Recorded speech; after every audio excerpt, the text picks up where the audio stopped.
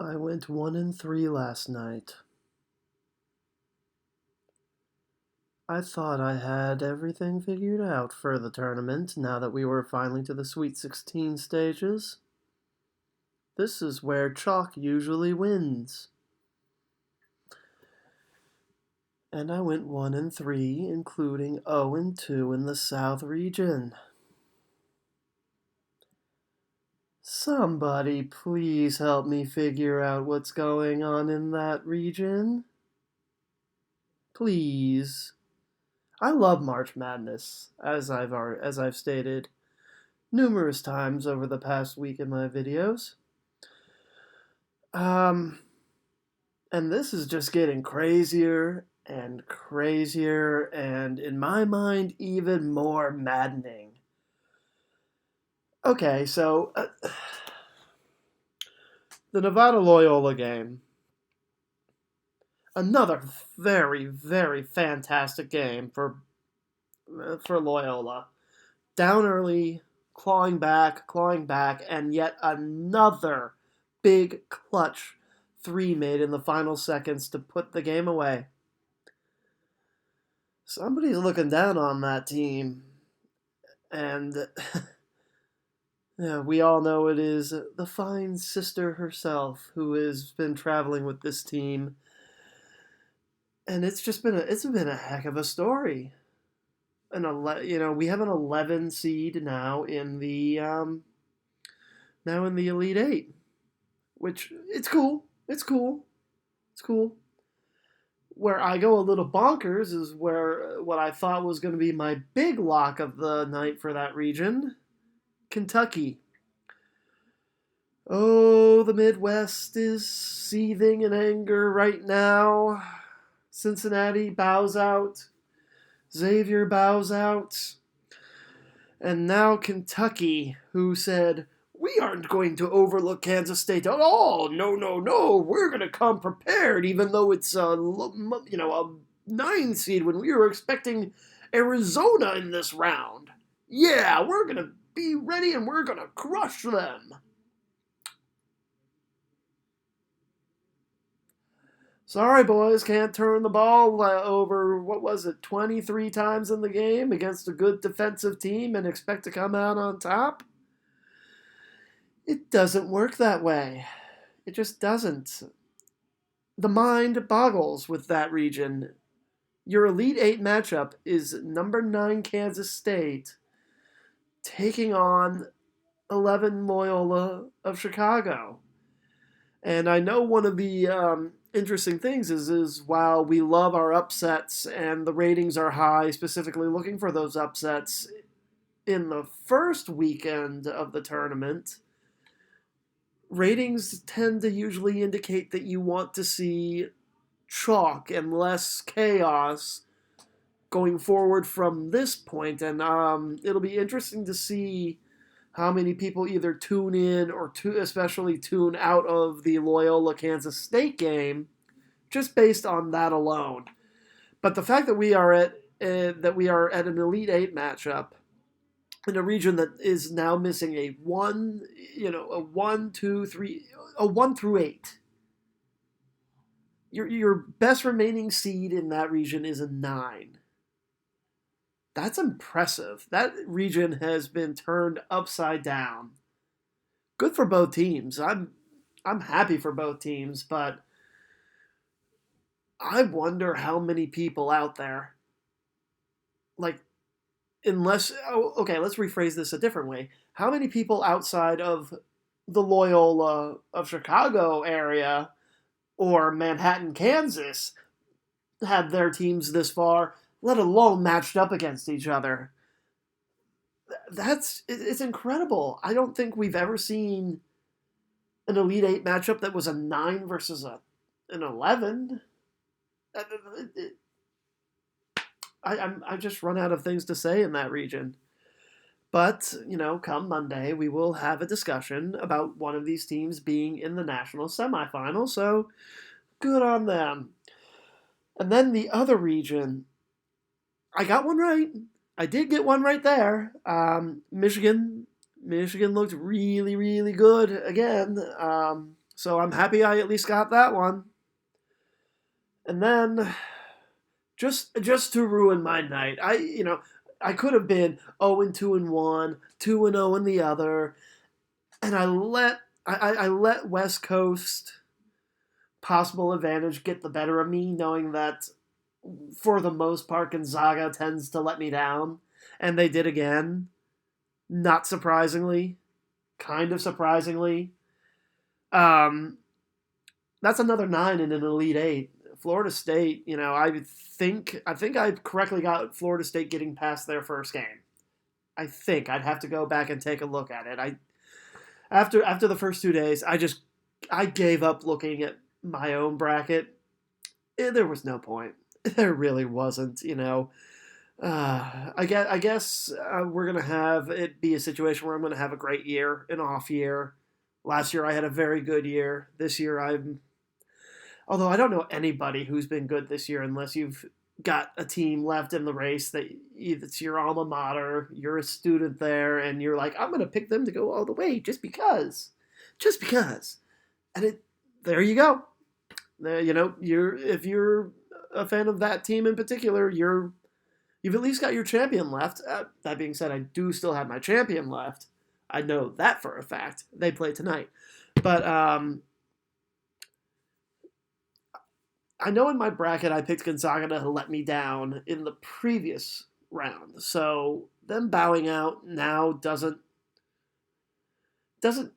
kill me, but when I filled it out, I was expecting it to be Xavier versus Ohio State, not Gonzaga. But I thought because it was out west, there would be more fan support for them. It would feel a little bit more like a home game. Florida State would have to go all the way out west, and jet lag. It might have helped that, and they had the late game too. That's the impressive thing is they had the late game out west, which for a West Coast team, that's typical prime time. For an East Coast team, a 10 o'clock game is midnight. No, not even 1 a.m. A 10 o'clock game is like a 1 a.m. start. That makes it even more impressive. They probably went out an extra day ahead to get a little bit more acclimated to that. But 2 9s and an 11 in the Elite Eight moving forward. That's last night. Let's see if I do better tonight. I've got a good feeling about tonight.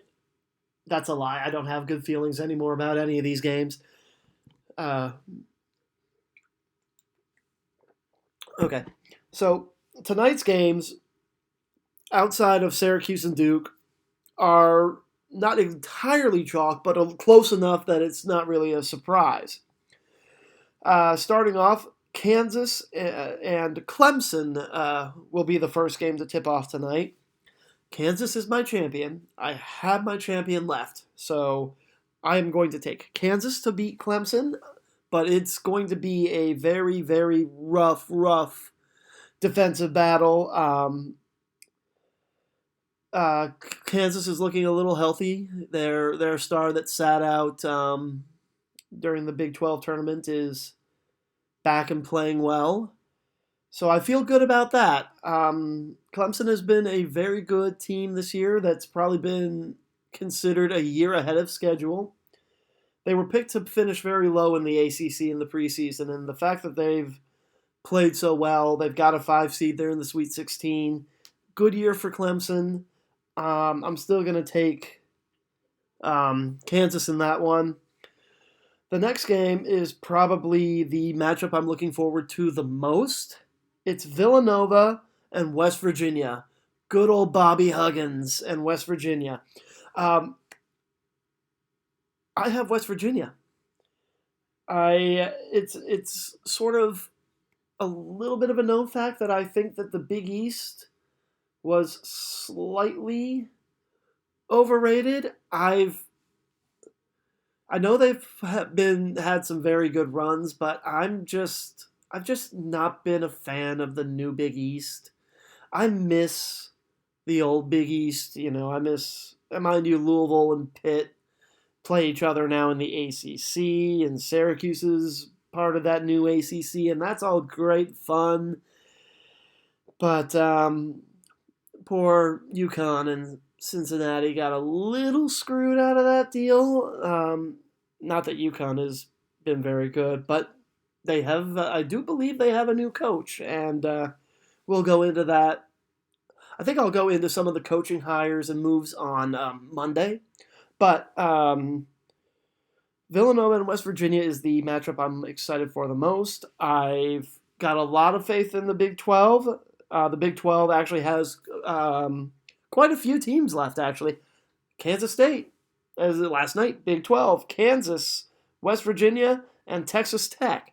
So out of they've got a quarter of the Sweet 16, and potentially half of the Elite Eight is up for grabs for the Big 12. Which, if that happens, I'm going to say that they probably were the best conference this year, even though I feel like that was going to be my statement on them even before the tournament began. But I'm going to root for West Virginia. I have West Virginia going far. I want to say Final Four. I do. But I root for Bob Huggins. As strange as that may be. But that's my pick there. And then we have an all-ACC matchup of Duke and Syracuse. Syracuse coming all the way from the play-in games last week into the Sweet 16. Their press is confusing for teams that don't normally see it. The problem for them is Duke sees it. Duke sees it at least once, sometimes even twice, and maybe even 3 times a year if they meet in the conference tournament. I know that the ACC is now so big that they don't always play home and homes, but Duke sees this zone enough, and as a matter of fact, Duke plays not the exact style of zone, but they do play a similar zone to what Syracuse likes to do. And I think for this game, Duke's talent is going to win out, just based on the fact that they are used to this particular style of zone, and Bagley is going to come to play, and Grayson Allen is going to come ready. So Duke all the way with that one. That would set up Kansas versus Duke in what which will be the only 1-2 possible matchup.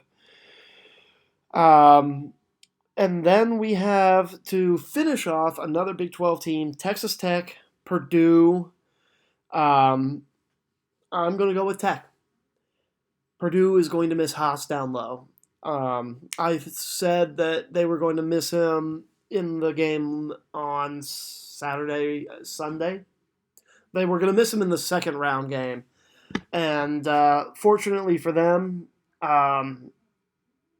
you could tell they missed him, but it certainly wasn't an opponent that was the same level as Texas Tech. So, plus, Texas Tech, and I wish I could remember the name of the kid off of my head. You'll have to forgive me for that one. They have a star player who was dealing with a little bit of a turf toe style injury, who's finally getting healthy and has really, really started playing at a top level of basketball again. So Texas Tech is. I'm going to go with Texas Tech on the basis that I think the teams are even, but they're a little more healthy, at least from their star player positions. So quick recap for tonight's games. I have Kansas taking out Clemson, West Virginia taking out Villanova, Duke taking out Syracuse, and Texas Tech beating Purdue. I hope I don't go 1-3 again. That would just make going into the weekend kind of just no. But here we are. This weekend will be Elite Eight weekend. That's going to be all for me for this week, and I hope everyone enjoys the games tonight. I hope everyone enjoys the games this weekend. Next week is going to be a big week. We are going to have the weekend that was on Monday. And then either on Tuesday or Wednesday, I'm going to do a baseball preview special because opening day in baseball is but a week away. And I've got my Red Sox scarf on display. Scarf, baseball. It's New England. There's still snow on the ground. Yeah, Red Sox scarf. But I've got all my baseball gear ready. We're going to get into who I think is going to win each division and make some predictions for the postseason, see where it goes from there. So, if you liked this video, you are welcome to comment below. Let me know how your team did last night, what you're expecting in the future for the Elite Eight games. You can always find me on Twitter at DL Movie Sports. And until next time, have a good weekend and cheers.